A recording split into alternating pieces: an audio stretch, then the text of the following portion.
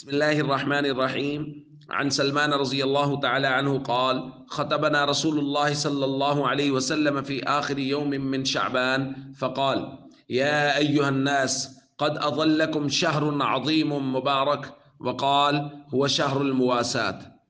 رواہ البیہقی۔ حضرت سلمان رضی اللہ تعالیٰ عنہ فرماتے ہیں نبی کریم صلی اللہ علیہ وسلم نے ہمیں شعبان کی آخری تاریخ میں خطبہ ارشاد فرمایا اور فرمایا: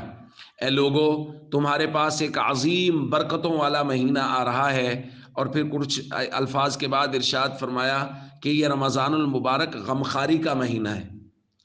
دوستو، آپ رمضان المبارک کی اہمیت دیکھیے کہ حضور رمضان شروع ہونے سے پہلے صحابہ کو اس کے فضائل و مناقب بیان فرما رہے ہیں کہ رمضان المبارک کی بابرکت ساعات میں سے ایک گھڑی بھی ضائع نہ ہو جائے۔ اور پھر دیکھیے اس مہینے کے بارے میں خاص طور پہ یہ ارشاد فرمایا کہ یہ غمخاری کا، مواسات کا مہینہ ہے۔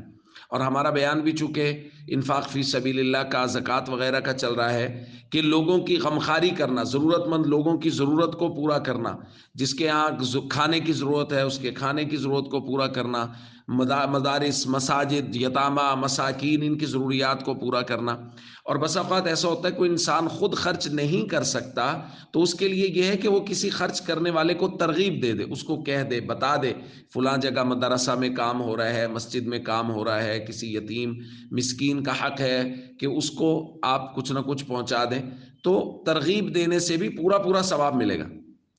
اور میں یہ کہا کرتا ہوں بعض لوگ ایسے ہیں جن کو پیسوں کی ضرورت نہیں ہوتی، ان کو ہم اپنا وقت دے دیں تو وہ خوش ہو جاتے، خاندان کے بڑے بزرگ ہیں یا اور کچھ لوگ ایسے ہوتے ہیں کہ جن کے پاس 10 منٹ بیٹھ جائیں تو وہی ان کی غمخاری ہوتی ہے۔ تو اس لیے ہم سب کو چاہیے رمضان المبارک کی بھرپور تیاری کریں، ابھی سے اپنے معمولات کو درست کریں، اپنی ایک ترتیب بنا لیں کہ کس وقت میں ذکر کرنا ہے، تلاوت کرنی ہے، اضافی عبادات کا معمول بنائیں، فرائض سے ہٹ کے کچھ عبادات، تاکہ یہ رمضان المبارک کی بابرکت ساعات وہ بہت زیادہ قیمتی بن جائیں۔ السلام علیکم ورحمۃ اللہ وبرکاتہ۔